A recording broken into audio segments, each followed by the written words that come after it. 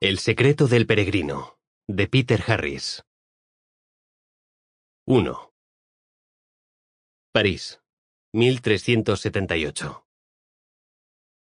Fue el primer domingo de agosto, durante el sermón, cuando tomó la decisión.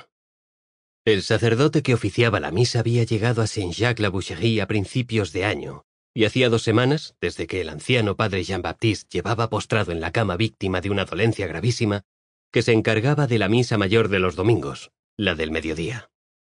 El sermón, demasiado largo y tedioso, había hecho que se desentendiese y se concentrase en la idea que desde hacía varias semanas lo obsesionaba. Algo le decía en su interior, después de tantos años de esforzado y paciente trabajo, de grandes esperanzas siempre defraudadas, que era el único camino para hallar la solución a sus anhelos. Unos anhelos que también compartía su esposa Pernelle. Esta, después de no pocas reticencias, se había convertido en su más fiel colaboradora y en el apoyo imprescindible para remontar tantos fracasos. En alguna ocasión, habían llegado tan lejos que creyeron tocar el éxito con la punta de los dedos, pero siempre se había impuesto un decepcionante final. Para nada habían servido el estudio en el silencio de la noche, las largas vigilias junto al atanor o los arduos trabajos con el fuelle. Tampoco ayudaron los consejos de algún que otro maestro. Sus experimentos, llevados con la mayor discreción, no los habían apartado de sus prácticas religiosas, a pesar del recelo eclesiástico hacia unas actividades consideradas peligrosas y en muchas ocasiones penadas con la muerte. Uno de sus más firmes apoyos había sido Fray Fulberto de Chartres, quien tranquilizó su conciencia y sosegó su espíritu apartándolo de la creencia de que los alambiques, los atanores, las redomas o los crisoles eran instrumentos inventados por Satanás, y los trabajos realizados con ellos, actividades diabólicas que condenaban a sus autores a las penas del infierno. Nicolas Flamel y su esposa Pernelle eran buenos cristianos y fervorosos creyentes. A la salida de misa, Nicolas y Pernelle cumplieron con el ritual de cada domingo, siempre que el mal tiempo no lo impidiese. Cogidos del brazo, encaminaron sus pasos hacia la ribera del Sena, cruzaron el Pont aux Changiers y pasearon por la Cité. Les gustaba callejear por los alrededores de Notre-Dame y regresar a su casa por la plaza de la Grève para prolongar el paseo. En el cementerio de los Inocentes dejaban invariablemente una limosna en el cepillo situado en el chaflán con la calle de la Ferronnerie. Hacía muchos años que prescindían de la conversación de que disfrutaban los feligreses en la plazuela junto a la iglesia.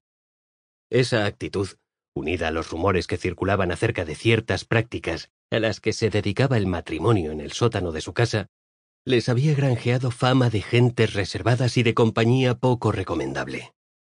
Solo el prestigio profesional de Nicolas Flamel, acreditado como el más cualificado de los escribanos de París, la propia Sorbona lo tenía como escribano jurado de sus documentos, había evitado que las actitudes hurañas que mostraban algunos se hubiesen convertido en un absoluto rechazo social. A ambos les disgustaba profundamente que unos cuantos aprovechasen esa ocasión para criticar a otros vecinos que por alguna circunstancia vivían un mal momento. Se murmuraba acerca de los problemas que tenía el negocio del cordelero de la calle de Ferronnerie por no pagar a los proveedores, sobre la ruina del especiero que se había visto obligado a cerrar la tienda que tenía en la Cité, sobre el embarazo de la hija soltera del pastelero de la calle de los Inocentes, sobre la malsana afición a los prostíbulos del tonelero de Saint-Germain o sobre la grave enfermedad que sin duda daría con él en la sepultura del cervecero de la plaza de la Grève.